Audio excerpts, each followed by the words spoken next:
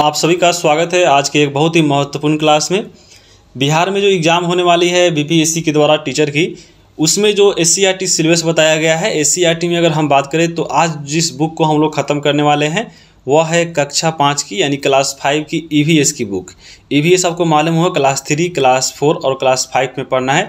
यानी अगर 5वीं तक आपको जो है 3 बुक पढ़ना है आपको ईवीएस का, जो जीके जीएस के अंदर आता है। तो ये आपका पर्यावरण जो हम है ये क्लास 5 के लिए है।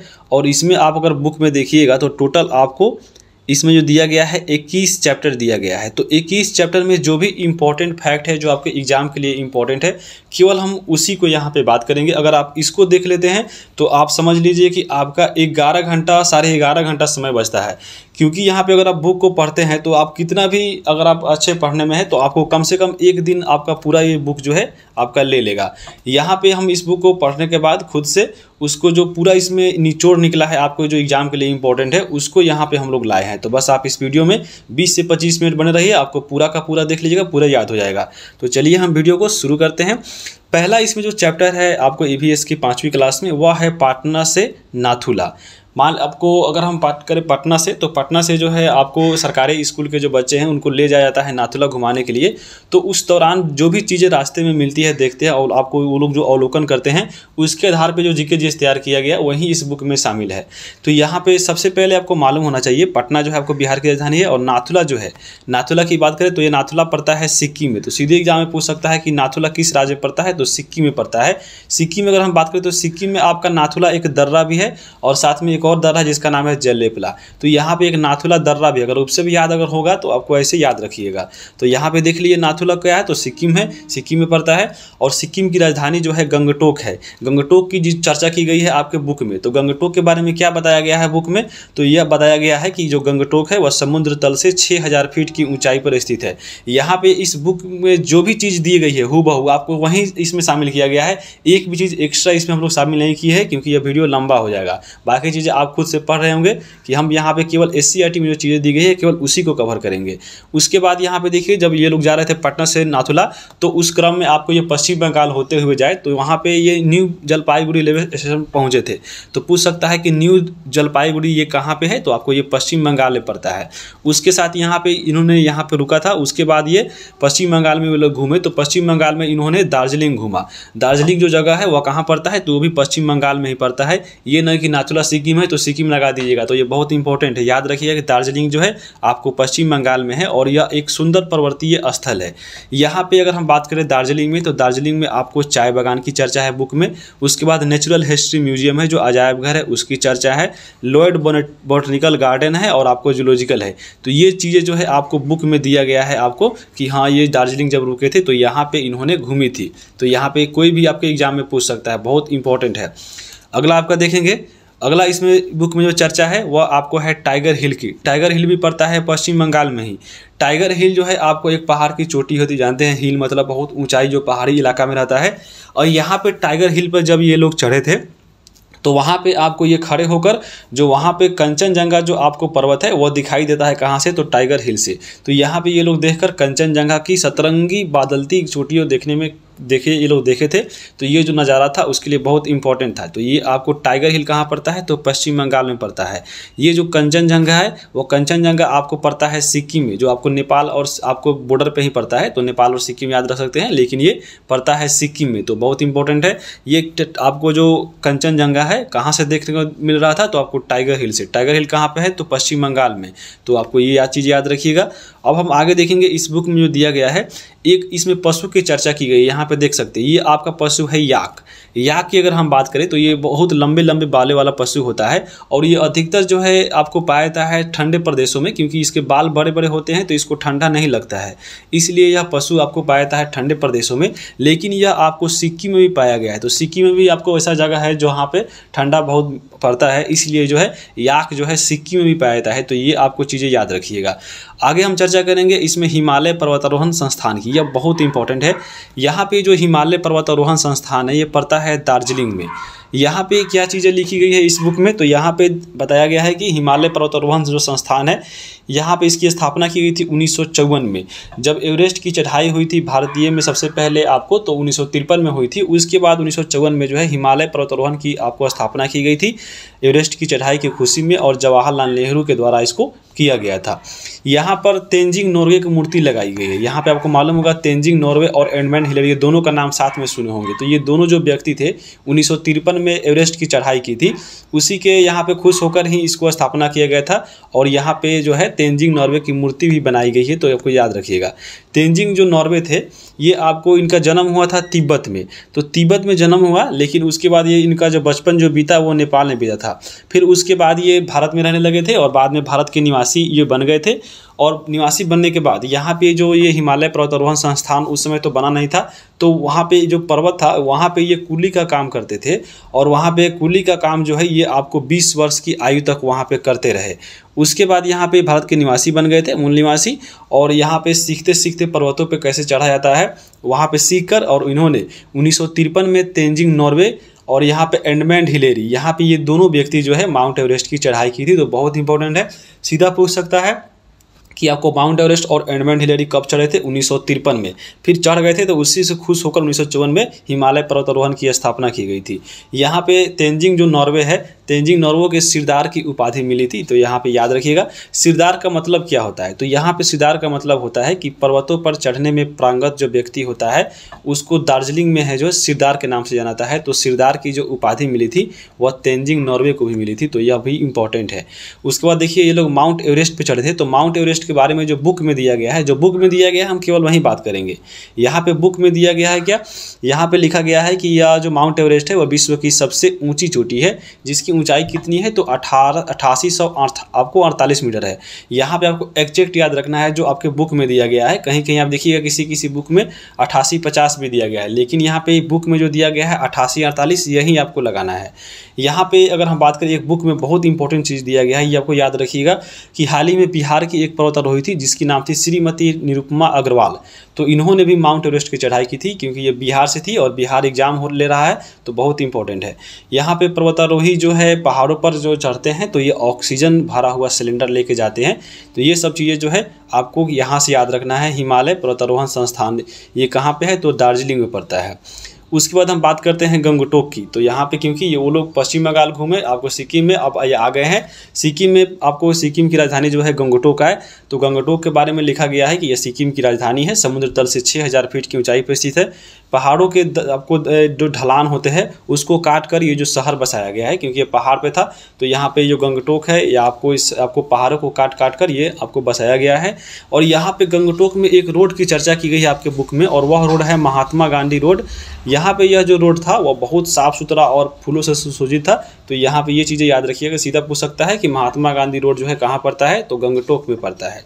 आगे चलेंगे, अगला आपका है सिक्किम के बारे में और चीज़ें। तो सिक्किम के बारे में जो बुक में बताई गई है कि सिक्किम की मुख्य नदी तीस्ता है। यहाँ पे सिक्किम में कौन कौन सी जनजातियाँ पाई जाती है तो लोचमा, नेपाली और भूटिया। क्योंकि ये आपको नेपाल से आप बगल में ही है तो यहाँ पे नेपाली भी मिलते हैं और भूटिया नेपाल में भी होते हैं और ये सिक्किम में पाए जाते हैं। एक आपका लोचपा है जो बहुत इंपॉर्टेंट है, याद रखिएगा।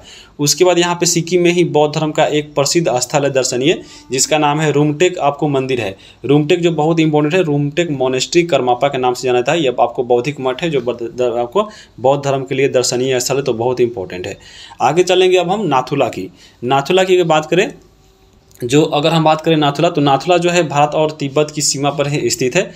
यहाँ पे नाथुला का जो रास्ता है वो आपको प्राचीन काल में सिल्क मार्ग के नाम से जाना जाता था। और इसी मार्ग से जो चीनी यात्री थे वह भारत में आते थे, चाहे वह कोई भी हो, हेनसांग हो, बहुत यात्री आए चीन से, तो ये लोग आए थे। और यहाँ पे विक्रमशिला, पाटलिपुत्र, नालंदा और बोध गया ये लोग आते जाते रहते थे इसी सिल्क मार्ग से, जो अभी वर्तमान में नाथुला दर्रा है वो भी आपका नाथुला मार्ग ही है। तो ये प्राचीन काल में सिल्क मार्ग से नाम से जाना जाता है, तो बहुत इंपॉर्टेंट है। सीधा एग्जाम में पूछ सकता है कि सिल्क मार्ग के नाम से जो पहले जानते थे वो वर्तमान में इसका क्या नाम है तो नाथुला नाम है। अब ये आपका चैप्टर 1 था। चैप्टर 1 में इतना ही हमको इसमें जो एग्जाम के लिए इंपॉर्टेंट फैक्ट मिला है यहाँ पे मिला है। अब हम अध्याय 2 देखेंगे। अध्याय 2 में आपका चैप्टर है खेल। खेल के बारे में इस बुक में बात करें तो इसमें एक खेल की चर्चा किया गया है और वह आपका खेल था खो खो। तो खो खो में 12 खिलाड़ी होते हैं। साथ में आपको इस बुक में कबड्डी और आपको क्रिकेट की बात की गई थी। कबड्डी में 7 खिलाड़ी और क्रिकेट में सबको मालूम हुआ 11। तो यहाँ पे देखिए हम फोटो को भी शामिल किए गए, यही आपका खो खो खेल है जो आपको इस बुक ही से लिया गया है। उसके बाद इसमें देखिए मार्शल आर्ट की चर्चा की गई है। तो मार्शल आर्ट जो है आपको मार्शल आर्ट जूडो, यहाँ पे जोड़ो नहीं जूडो होगा, मार्शल आर्ट जूडो एक जो है युद्ध कला है। मार्शल आर्ट जो सिखाया जाता है वह किस लिए सिखाया जाता है, तो आत्मरक्षा के लिए सिखाया जाता है। जैसे अगर हम बात करें मार्शल आर्ट की, तो भारत में जो मार्शल आर्ट का रूप है वो आपको भारत में कुश्ती के रूप में देखने को मिलता है। जापान में इसको सुमो के नाम से जानते हैं। और सिख संप्रदाय के जो लोग हैं, जो सिख आपको जो मानते हैं सिख संप्रदाय के, इसके द्वारा एक गतका खेल खिलाया जाता है जो आपको मार्शल आर्ट के अंतर ही आता है। तो यहाँ पे गतका जो है एक मार्शल आर्ट है जो सिख धर्म से जुड़ा हुआ है। और यहाँ पे गुरु गोविंद सिंह के द्वारा जब सिख धर्म को एक सैन्य रूप दिया गया था, तो उसी के द्वारा आपको उसी समय जो है आपको गुरु गोविंद सिंह के द्वारा ही गतका खेल खेला जाता था। आपको जितने भी सिख संप्रदाय के लोग थे इसको सिखाया जाता था आत्मरक्षा के लिए। तो यहाँ पे याद रखिएगा कि गुरु गोविंद सिंह के द्वारा ही यह सिखाया गया था गतका को। और उसी समय से गतका जो है आपका इनके लिए एक प्रसिद्ध जो है खेल बन गया था। और वर्तमान में जो गतका है वह गतका जो खेल है वह बैसाखी और गुरु गोविंद सिंह की जयंती पर प्रत्येक साल खेला जाता है। तो बहुत इंपॉर्टेंट है। और यहाँ पे हिंदू और मुस्लिम एक साथ लोग खेलते हैं। तो ये बहुत इंपॉर्टेंट याद रखिए। गतका कौन खेलते हैं, तो सिख संप्रदाय के लोग। आगे हम बात करेंगे अध्याय 3। अध्याय 3 जो है बीजों का बिखरना, आपको बुक इसमें दिया गया है चैप्टर बीजों का बिखरना। यहाँ पे देखिए कैसे कैसे बीज जो है बिखरते हैं और एक आपको दूसरे जगह फैल जाते हैं। तो यहाँ पे इस बुक में जो है यहाँ पे बीजों को बिखरना में आपके अध्यापक के द्वारा छात्रों को ले गया है घुमाने। और वो घुमाने ले गए थे कहाँ पे, तो जमुई में। जमुई में सिकंदरा प्रखंड में एक लचुआर गाँव है और वहाँ पर एक मंदिर था वर्धमान आपको महावीर स्वामी का। तो यहाँ पर ये लोग को बच्चों को ले गया गया था टीचरों के द्वारा घुमाने। और उसी क्रम में जो घटना घटी है इस बुक में दिया गया है। तो यहाँ पे आपको जो महावीर स्वामी की चर्चा है, तो पूछ सकता है महावीर स्वामी कौन थे, तो आपको जैन धर्म के 24वें तीर्थंकर थे। यहाँ पे अब देखिए बीज जो है कैसे कैसे बिखरते हैं। तो एक होता है चटक कर बिखरने वाला बीज। जैसे देखिएगा आपको खेत में जब जाते होंगे तो देखिएगा, अगर आप सरसों के खेत देखिएगा तो सरसों के जो खेत होता है देखिएगा जब सरसों पक जाता है तो उसमें पकने के बाद देखिएगा उसका जो बीज होता है उसमें जो उसका कवर होता है वो अपने आप फटने लगता है और उसमें से बीज निकलने लगता है। तो यहाँ पे उसको बोलते हैं चटक कर बीज। तो यहाँ पे यह चटक गया क्योंकि तो यहाँ पे कुछ पौधे ऐसे होते हैं जिसका फलिया जो है सूख कर फटने के बाद यहाँ पे बिखर जाते हैं, तो उसको चटक कर बिखरने वाला बीज बोलते हैं। तो यहाँ पे जैसे देख सकते हैं ये जो है आपका जो है ये आपका गुलमेहदी का पेड़ है और यहाँ पे देखिए ये सूख गया है इसका बीज, तो ये चटक कर नीचे गिर गया है। तो आपको ये चटक कर बिखरने वाला बीज हो गया। तो एग्जाम में आपको ऑप्शन दे सकता है या सीधे पूछ सकता है कि चटक कर बिखरने वाला इसमें बीज कौन है, ऑप्शन दे देगा। तो याद रखिएगा सरसों, हरसिंगार और गुलमेहदी ये 3 आपका जो है बुक में दिया गया था एग्जाम्पल। तो यहाँ पे शामिल किया गया है और इसमें आप फोटो भी देख सकते हैं। दूसरा इसमें है हवा में उड़ने वाला बीज। देखिए हवा में बीज भी उड़ जाता है। मान लीजिए जो बीज हल्का है, जैसे ये हल्का फुल्का बीज होता है, जैसे कपास का बीज है, देखिएगा हवा जब तेज चलती है तो यहाँ पे कपास के जो बीज है हल्का होने की वजह से ये उड़ जाता है, इसलिए इसको हवा में उड़ने वाला बीज बोलते हैं। तो ये आपको हवा में बीज वाला का एग्जाम्पल याद रखिएगा, एग्जाम में पूछेगा। उसके बाद है पानी में तैरकर आपको बिखरने वाला बीज। तो यहाँ पे पानी में तैरकर कौन कौन बिखरता है, तो यहाँ पे देखिए कमल और कुमुदनी के फूल। जैसे देखिए ये कमल का फूल है, देखिए कमल का फूल जो है आपको पानी में रहता है। तो यहाँ पे ये जो है इसका जो फूल है, ये जो इसका जो बीज है जो रहता है यहाँ पे आपको, तो बीज जो है इसके बिखर जाता है पानी में, इसलिए इसको पानी में तैरने वाला बीज बोलते हैं। जानवरों की सवारी करने वाला बीज कौन कौन होता है, तो यहाँ पे इसका मतलब हुआ कि जानवर देखिएगा, जैसे आप गाँव में पहले जैसे हम देखते थे कि जो बकरी जो जाते थे लोग चराने, तो देखिएगा बकरी के शरीर में देखिएगा एक आपका जो लपटा होता है, जो झपटा होता है, उसको हम लोग यहाँ पे अठैल या कुछ बोलते थे। तो उसको देखिएगा बकरी के शरीर में आपको वो सट के आ जाता था बाल में और वो जल्दी छोड़ता नहीं था। तो वहाँ पे छोड़ा छोड़ा कर जो लड़का लोग है उसको केस में मारता था लड़का लड़की को, तो बहुत वो नहीं निकलता था जल्दी। तो वहीं आपका है कि जानवरों की सवारी करने वाला बीज जानवरों के शरीर से चिपक कर या बिखर जाता है। और यहाँ पे एग्जाम्पल है गोखुर का बीज। तो यहाँ पे जैसे देख सकते हैं अभी वर्तमान में भी ये गाँव में मिलता है आपको। उसके बाद है पक्षियों के द्वारा बिखरने वाला बीज, यानी जो पक्षियों से बिखरता है, जैसे आपको पीपल, बरगद, अमरूद के देखिएगा पेड़ पे जो पक्षी होते हैं, यहाँ पे आपको पीपल का देखिएगा खाते हैं जो उसमें का जो बीज रहता है, या बरगद का या अमरूद का, और खाने के बाद इधर उधर घूमते हैं, तो उसके द्वारा पक्षियों के द्वारा जो है यहाँ पे पीपल और बरगद और अमरूद के जो है बीज बिखरते हैं। तो यहाँ पे एग्जाम्पल आपको एग्जाम में देगा कि हाँ इसमें से बताइए कि कौन बीज जो है आपको पक्षियों के द्वारा बिखरने वाला है, या जानवरों के द्वारा, या हवा में उड़ने वाला है। तो यहाँ पे आप इतना याद रखिएगा इस आपको किताब से। अब हम आगे बात करेंगे अध्याय 4। अध्याय 4 में जो है बुक दिया गया है मेरा बगीचा, और बगीचा में आपको कौन कौन से पौधे हैं यही सी की पहचान बताई गई। जैसे आपको दे देगा किसी का आपका चित्र बोलेगा ये किसका है। तो यहाँ पे इसी इसमें ज़्यादा इंपॉर्टेंट पॉइंट नहीं था। इसमें बबूल और कैक्टस की चर्चा की गई थी, और बबूल और कैक्टस जो होते हैं वह मरुभूमि में उगाया जाता है। उसके बाद एक बहुत इंपॉर्टेंट से मिलेगा था हर्बेरियम। ये हर्बेरियम क्या होता है, तो यह एक वनस्पति संग्रहालय की तरह होता है जिसमें अनेक प्रकार के पेड़ पौधे को संग्रहित किया जाता है, उसी को बोला जाता है हर्बेरियम। तो हर्बेरियम की बातें लिखी गई थी। उसके बाद अध्याय 5 है। अध्याय 5 में अगर हम बात करें तो इसमें बहुत इंपॉर्टेंट है। अध्याय 5 में ऐतिहासिक स्मारक चैप्टर है और इसमें नालंदा विश्वविद्यालय के बारे में चर्चा है। अब इस बुक में देखिए नालंदा विश्वविद्यालय के बारे में क्या क्या लिखा गया है, चलिए उसको देखते हैं। तो नालंदा विश्वविद्यालय की बात करें तो यह संसार का प्रथम आवासीय विश्वविद्यालय है, तो बहुत इंपॉर्टेंट है। आवासीय मतलब क्या होता है, आवासीय मतलब रहने पीने खाने वाला, उसी में रहिए उसी में पढ़िए। तो यहाँ पे संसार का प्रथम यह आवासीय विश्वविद्यालय है जिसका नाम है नालंदा विश्वविद्यालय। नालंदा विश्वविद्यालय को बनाया था कौन था, तो कुमारगुप्त ने, और ये 5वीं सदी में बना था। इसमें अगर हम बात करें तो नालंदा विश्वविद्यालय में 10,000 छात्र पढ़ते थे और 2,000 से ज़्यादा लोग इसमें जो शिक्षक थे। यहाँ पे अगर हम बात करें तो इस विद्यालय में जापान, कोरिया, चीन, तिब्बत, इंडोनेशिया, तुर्की देशों से भी यहाँ लोग पढ़ने और पढ़ाने आते थे। चीनी यात्री हेनसांग का नाम सुने होंगे, ये भी आकर यहाँ पढ़े थे और खुद पढ़ाए भी थे। यहाँ पे अगर हम बात करें विद्यालय में तो ऐसा माना जाता है कि इस विद्यालय में आपको एडमिशन के लिए पहले इसमें टेस्ट लिया जाता था, फिर इसमें एडमिशन लिया आपको होता था। तो यहाँ पे ये भी चीज़ें देख सकते हैं। वहाँ पे अगर हम बात करें नालंदा विश्वविद्यालय को, तो नालंदा विश्वविद्यालय 12वीं सदी के अंत तक यहाँ पे इसका अंत हो गया था, क्योंकि यहाँ पे नालंदा विश्वविद्यालय में आपको 1199 में बख्तियार खिलजी के द्वारा इसमें आग लगा दिया गया था। और ऐसा माना जाता है कि आपको इसमें पुस्तकालय में जो आग लगी थी वह 3 महीनों तक आपको इसमें आग आपको जलते रह गई थी। तो यहाँ पे ये चीज़ याद रखिएगा। और इसके पुस्तकालय में एक आपका इसके जो पुस्तकालय क्षेत्र था उसको धर्मगंज के नाम से कहलाता था, और उसमें 3 पुस्तकालय की चर्चा है जिसमें आपका रत्नदधि, रत्नरंजक और रत्न सागर, ये 3 आपका जो बुक इसमें दिया गया है जिसको इसमें शामिल किए गए हैं।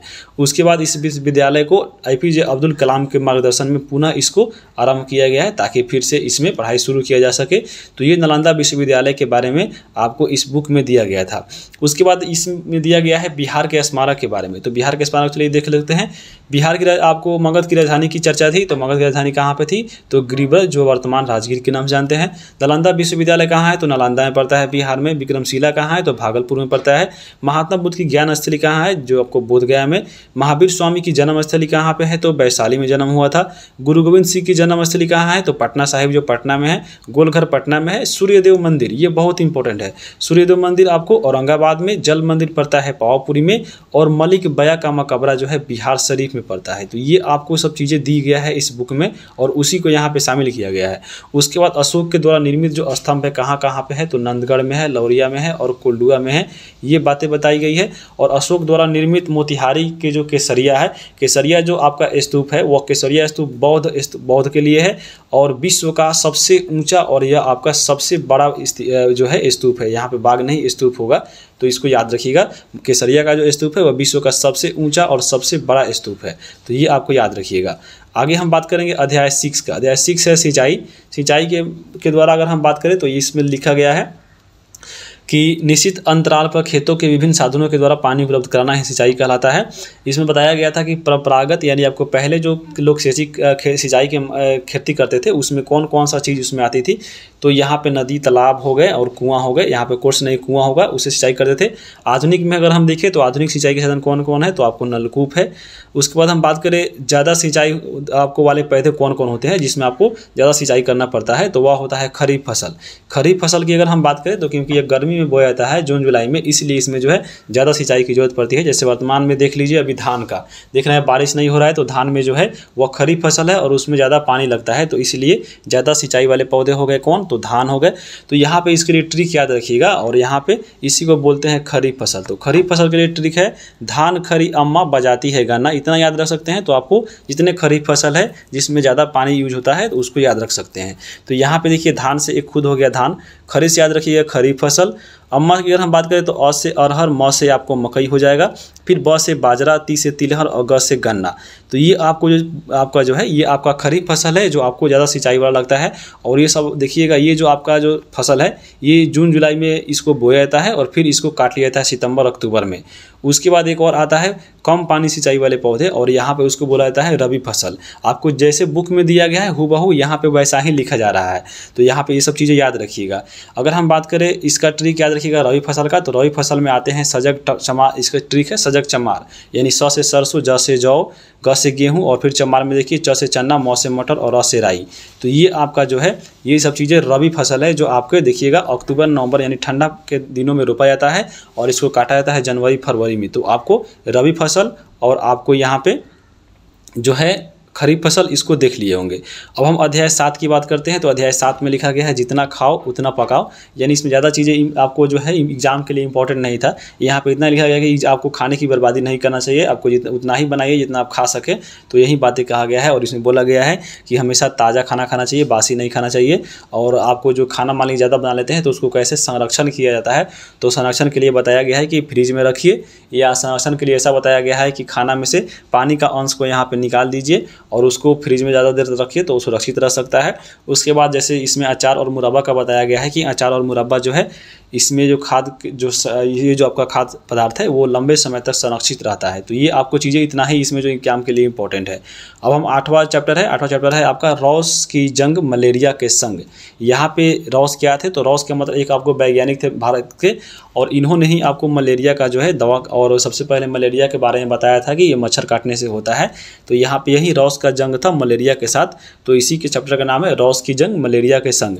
तो यहाँ पे मलेरिया के बारे में जो लिखा गया है बुक में बताया गया है कि मलेरिया एक संक्रामक बीमारी है, यह मच्छर काटने से फैलता है। और रोनाल्ड रॉस ने ही बताया था कि जो मच्छर से ये जो मच्छर था मादा एनाफिलीज, इसी के काटने से मलेरिया होता है। इन्हीं के द्वारा प्रथम बार बताया गया था, और रॉस के प्रयासों से ही हम लोग मलेरिया से परिचित हुए थे, क्योंकि इन्होंने ही बताया था सबसे पहले कि जो मलेरिया होता है वह मच्छर के काटने से होता है।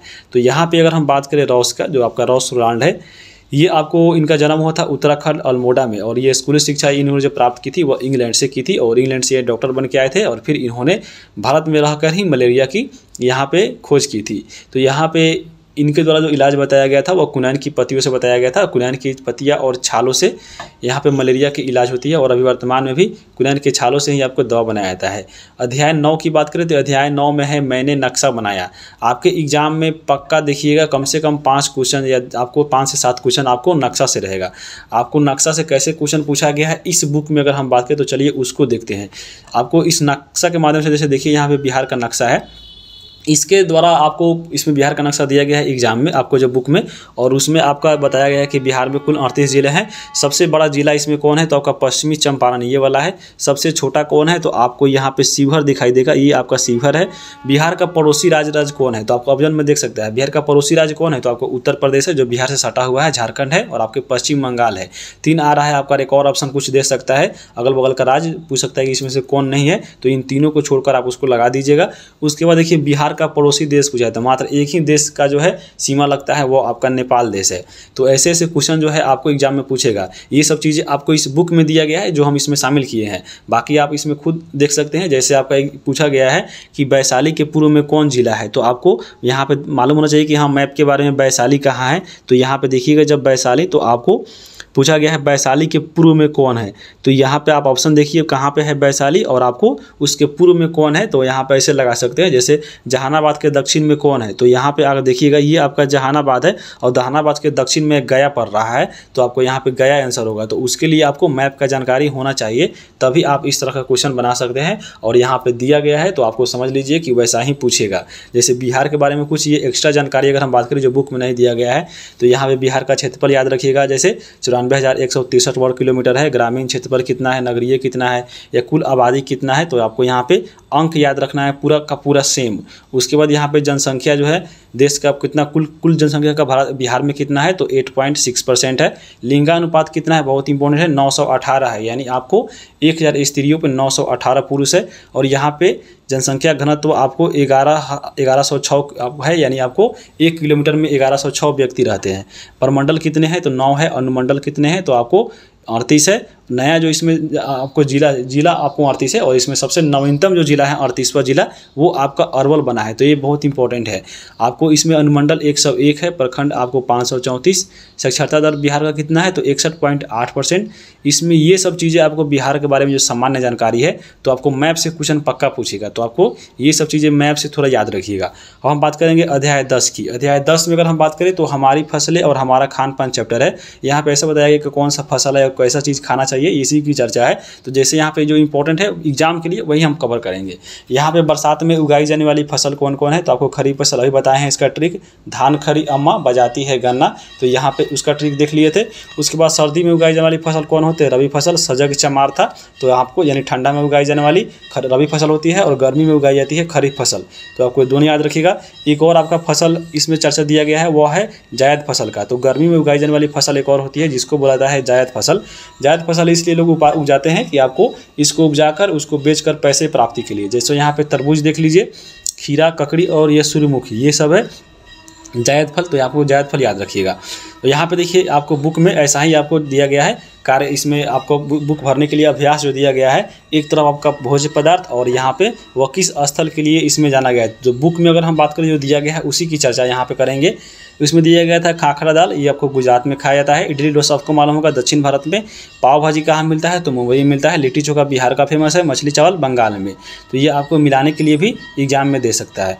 अब हम बात करेंगे आगे, आपको मैप के माध्यम से देखिए एक और चीज़ें दी गई थी इस बुक में, यहाँ पे आप देख सकते हैं। और यहाँ पे देखिए ये आपको दिया गया था संकेत, जैसे बिहार का पूरा इसमें आपका जिला है और इसमें संकेत दिया गया है कि कौन कौन से इसमें जो पदार्थ है वो किस राज्य में आपको ज़्यादा मिलते हैं। तो यहाँ पे जैसे आप देख सकते हैं इसके माध्यम से जो क्वेश्चन इसमें आपको दिया गया है, जैसे आपको इसमें दिया गया है जैसे जिला का नाम और प्रमुख फसलें। तो यहाँ पे अगर हम बात करें केला के उत्पादन में जो सबसे आपको बिहार में अगर हम बात करें तो सबसे जो ज़्यादा उत्पादन करता है वह करता है वैशाली। उसी प्रकार अगर हम बात करें इसमें धान का, तो धान सबसे ज़्यादा आपको भागलपुर में होता है। प्याज की बात करें तो लखीसराय और जमुई में होता है और चना जो है मधेपुरा में होता है। तो यह बहुत इंपॉर्टेंट है, यहाँ से याद रखिएगा, सीधा पूछ सकता है एग्जाम में। अब हम बात करेंगे 11 अध्याय। 11 अध्याय में दिया गया है जंतु जगत सुरक्षा संरक्षण। तो इस अध्याय की इंपॉर्टेंट फैक्ट की बात की जाए तो इसमें दिया गया है कि सपेरा अपनी जीविका चलाने के लिए क्या करता है। तो सपेरा क्या करता है, सपेरा सांप पालता है और उसी के माध्यम से वह आजीविका चलाता है। उसी प्रकार मछुआरा की बात करें तो मछुआरा जो है जीविका चलाने के लिए मछली पालकर उसको मारता है और मछली मारते हुए भी यहाँ पे ये आपको अपना जीविका चलाता है। उसके अलावा जो अब यहाँ पे बहुत इंपॉर्टेंट है, ये चीज़ें याद रखनी है। यहाँ पे जंगली जानवरों को सुरक्षा देने तो सरकार ने जंगल के विशेष जगहों को यानी यहाँ पे स्थानों को अभयारण्य का रूप दिया है। उसमें अगर हम बात करें बिहार में अभयारण्य की, तो बिहार में आपका एक पश्चिमी चंपारण में बहुत इंपॉर्टेंट फेमस आपके वाल्मीकि अभयारण्य जो है फेमस है और इसे आपके बाघ संरक्षण के लिए इंपॉर्टेंट है। उसके बाद हम बात करें अगला बेगूसराय में भी है, लेकिन आपको पश्चिमी चंपारण वाला वाल्मीकि वाला याद रखिएगा। उसके बाद इस बुक में दिया गया था आपके 2 जानवर का, और यहाँ पे ये जंगलों से लगभग विलुप्त हो चुका है, और वो जानवर आपका है तेंदुआ और आपके गुलाबी सिर वाला बतख। तो ये आपको याद रखिएगा कि तेंदुआ और गुलाबी सिर वाला यहाँ पे जो बतख है वह जंगलों से लगभग खत्म हो चुका है। तो आपके एग्जाम में सीधा पूछ सकता है कि कौन आपको जंगलों से विलुप्त होने के कगार पे है या हो चुका है, तो वह तेंदुआ और गुलाबी सिर वाला बतख है। उसके बाद इस चैप्टर में आपको एक जनजाति की चर्चा की गई है और वह आपका है बिश्नोई जनजाति। बिश्नोई जो जनजाति होती है वह राजस्थान की होती है, बहुत इंपॉर्टेंट है। बिश्नोई का अर्थ होता है 29, क्योंकि आपको 29 व्यक्तियों ने मिलकर ही यहीं आपके बिश्नोई जनजाति ने मिलकर प्रकृति की रक्षा की थी और यह आपका नियम निकाला था, इसलिए आपको बिश्नोई का अर्थ जो है वह 29 लगाया जाता है। ये जो आपके बिश्नोई जनजाति है वह आपको प्रकृति प्रेमी होते हैं, ये आपको प्रकृति की रक्षा करते हैं और दूसरों को देखते हैं अगर हाँ कि ये प्रकृति की हानि कर रहा है तो उसको ये समझाते भी है। तो यहाँ पे बिश्नोई जनजाति के बारे में याद रखिएगा कि ये कहाँ के हैं, तो राजस्थान के हैं, और यह लोग जंतुओं का शिकार न करने देते हैं, न खुद करते हैं। तो ये आपको याद रखिएगा बिश्नोई जनजाति कहाँ के हैं, तो राजस्थान के हैं। उसके बाद अगला चैप्टर है 12 नंबर, इसमें लिखा गया है मान गए लोहा। मान गए लोहा का मतलब यहाँ पे क्या है, तो लोहा मानना यानी आपको होता है कि कठिन से कठिन काम करने की जो क्षमता है उसको मानना। यानी आपको अगर हम बात करें मान गए लोहा चैप्टर में, आपको इसमें ज़्यादा करके विकलांग व्यक्तियों की चर्चा की गई है, यानी विकलांग होते हुए भी बहुत सारे लोग काम किए जा सकते हैं, यानी लोहा मनवा सकते हैं, तो इसकी चर्चा है। यानी आपको केवल विकलांग के बारे में इसमें दिया गया है। तो यहाँ पे विश्व विकलांग दिवस कब मनाया जाता है, तो यहाँ पे 3 दिसंबर को जो है आपको मनाया जाता है। कौन सा, तो आपको विकलांग दिवस। तो ये आपको चीज़ें दी गई थी।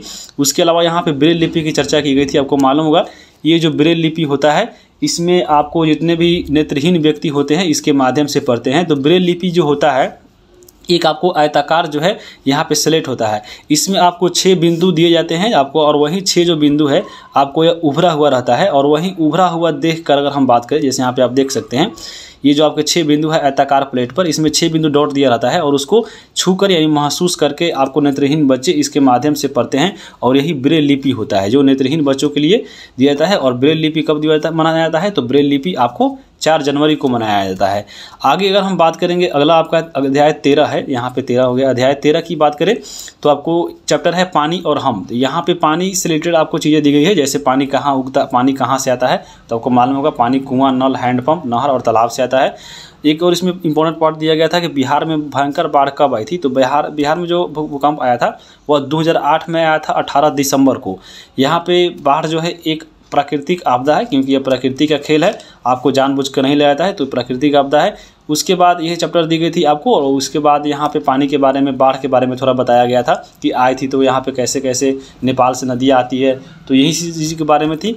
ज़्यादा आपको इसमें इंपॉर्टेंट चीज़ नहीं था जो आपको एग्जाम के लिए था। उसके बाद इसमें है अध्याय 14। अध्याय 14 में दिया गया है सूरज एक काम अनेक। तो यहाँ पे इस चैप्टर में सौर ऊर्जा के बारे में दिया गया है। सौर ऊर्जा क्या होता है, तो सूर्य की शक्ति को कई तरह से प्रयोग में लाते हैं, जिसे सौर ऊर्जा कहते हैं। सौर कुकर द्वारा सूर्य के ताप से खाना बनाया जाए, तो मालूम होगा आपको कि सौर कुकर आ गया है। यहाँ पे इस बुक में सौर ऊर्जा का उपयोग दिया गया है, चलिए हम उसको देखते हैं। तो सौर ऊर्जा का उपयोग कहाँ कहाँ होता है, जैसे खाना बनाने में अभी आप देखे हैं, उसके बाद लाइट जलाने में, आप देखते होंगे गाँव में, देखिए यहाँ पे लाइट जलाने में ऐसे आपके सौर ऊर्जा का प्रयोग होता है। उसके बाद सौर ऊर्जा से मोटर गाड़ियाँ भी चलती है। उसके बाद बिजली जलाने में भी प्रयोग होता है। उसके साथ कृत्रिम उपग्रह भी इसके द्वारा प्रयोग किया जाता है। और साथ में अगर हम बात करें तो आपको रेलगाड़ी चलाने पर भी काम किया जा रहा है सौर ऊर्जा से, तो आपको यह बहुत इंपॉर्टेंट है, सौर ऊर्जा का उपयोग याद रखिएगा।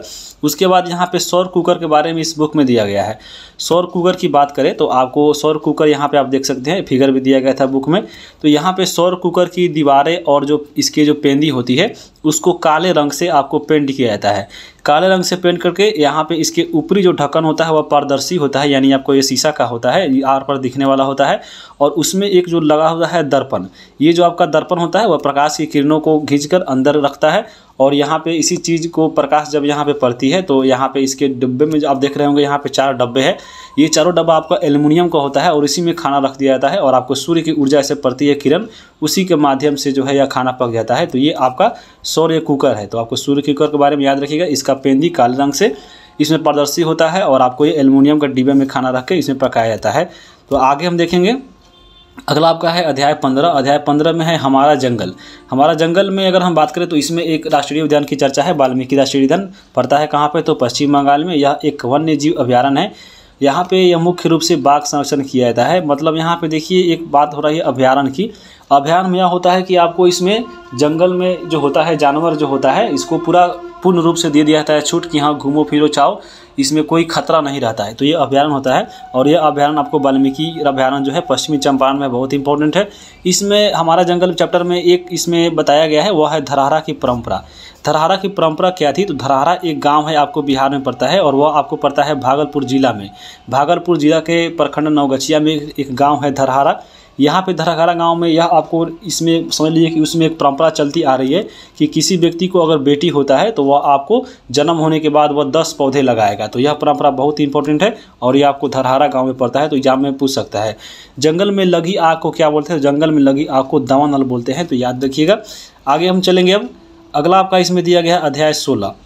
अध्याय 16 में है चलो सर्वे करें। तो यहाँ पे कुछ चीज़ें नहीं दी गई है, जैसे आपका इसमें सर्वे करो के बारे में कुछ चीज़ें दी गई है। जैसे आपको बताया गया कि लकड़ी का प्रयोग कहाँ होता है, कहाँ से प्राप्त होता है, केरोसिन तेल का उपयोग कहाँ कहाँ होता है, पेट्रोल का कहाँ होता है। तो ये सब चीज़ें दी गई है जो आपको एग्जाम के लिए इंपॉर्टेंट नहीं है। उसके बाद एक रामू काका की दुकान चैप्टर है, 17 अध्याय में है। और इसमें आपको दुकान में जैसे चीज़ें जो मिलती है, देखिए जैसे यहाँ पे फोटो दे दिया गया है, ये सब दुकान मिलता है। और ऐसे पूछा गया है कि हाँ कैंची का प्रयोग कहाँ होगा, हथौड़ी का प्रयोग कहाँ करते हैं, तो पिलास का कहाँ करते हैं। तो ये सब चीज़ें आपको एग्जाम में पूछेगा नहीं।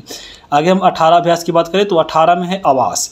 आवास की बात करें तो यहीं आपका आवास में क्या क्या प्रयोग होता है, आपको छड़ ईंट ये सब चीज़ें बताई गई है। और आवास आपको शहर का आवास कैसे होता है, गांव का आवास कैसे होता है, इसके बारे में डिफरेंट चीज़ें हैं। तो ये सब भी आपके एग्जाम के लिए इंपॉर्टेंट कुछ उसमें था नहीं फैक्ट। उसके बाद तरह तरह के व्यवसाय के बारे में, जैसे आपको मछली पालन हो गया, आपको चाक चलाने वाला हो गया, दुकानदार हो गया, ये सब व्यवसाय दिया गया था जो इंपॉर्टेंट नहीं था आपके एग्जाम में, एक भी फैक्ट उसमें शामिल नहीं किया गया था। तो यहाँ पे उसमें हम शामिल नहीं किए हैं। उसी प्रकार यहाँ पे देखिए एक है चैप्टर था रायपुर वाले चाचा की शादी। इस शादी में क्या होता है, तो आपको जो शादी रहता है उसका आपको अलग से चाचा चाची फूआ फूफ आपको सब आती है, मामा मामी, और उसी के रिलेशन के बारे में यहाँ बताया गया है। तो ये आपको चैप्टर, इसमें भी कोई फैक्ट ज़्यादा चीज़ नहीं थी। उसके बाद लक्की जब बीमार पड़ा, तो यहाँ पे एक नाम आपको लक्की नाम का लड़का था, वो बीमार पड़ जाता है। तो बीमारी से सुरक्षा कैसे कैसे मिलती है, आपको ये बेसिक जानकारी थी जो आपके इसमें एक भी ऐसा इंपॉर्टेंट पॉइंट नहीं था जो एग्जाम के लिए इंपॉर्टेंट था, तो उसको यहाँ पे शामिल नहीं किया गया है। तो यहाँ पे देखिए टोटल आपका 21 जो चैप्टर है इसके बारे में हम लोग जान चुके हैं। और अगर आप पढ़ते खुद से तो आपको समझ लीजिए कि पूरा कम से कम 1 दिन लगता, लेकिन आपको यहाँ पे आधा घंटे के अंदर ये पूरा कवर हो चुका है। वीडियो कैसा लगा है कमेंट करके ज़रूर बताइए। यहाँ पे अगर हम बता दें आपको, ये जो हम लोग पढ़ रहे हैं बुक, आपको ये बीपीएससी टीचर के लिए, आपको इसमें अगर हम बात करें 8वीं क्लास तक, तो 8वीं क्लास तक आपको टोटल 15 बुक पढ़ना है। यहाँ पे यह पहला बुक हम कवर किए हैं, ये वाला यहाँ पे आप देख सकते हैं। 5वीं के लिए जो आपको पर्यावरण और हम आपका ईवीएस था उसको ख़त्म किए हैं। बाकी भाग 1 और भाग 2 जो है इसमें और इजी बात बताई गई है। तो इन दोनों को कभी मिलाकर हम एक वीडियो लाएंगे। लेकिन अगला जो वीडियो यहाँ पे आने वाला है वो आपको क्लास 6 यहाँ से शुरू करेंगे हम लोग। क्लास 6 का जो पहला इसमें ज्योग्राफी है हमारी और दुनिया, अगला चैप्टर आपका इसी का मिलेगा, अगला जो वीडियो आएगा। तो वीडियो कैसा लगा है कमेंट करके बताइए। और यहाँ पे ये जो आपका सभी जो चैप्टर है पढ़ने के लिए आप बने रहिए। वीडियो कैसा लगा है कमेंट करके ज़रूर बताइएगा, क्योंकि आगे आपको इसको कंटिन्यू रखा जाए कि नहीं। तो वीडियो देखने के लिए आप सभी को बहुत बहुत धन्यवाद।